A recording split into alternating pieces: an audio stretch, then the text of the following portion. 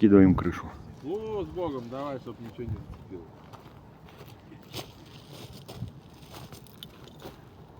Эдик, не томи, блин, и так очково. Она сейчас как назло еще не поймет. Ой, в смысле, еще не уйдет.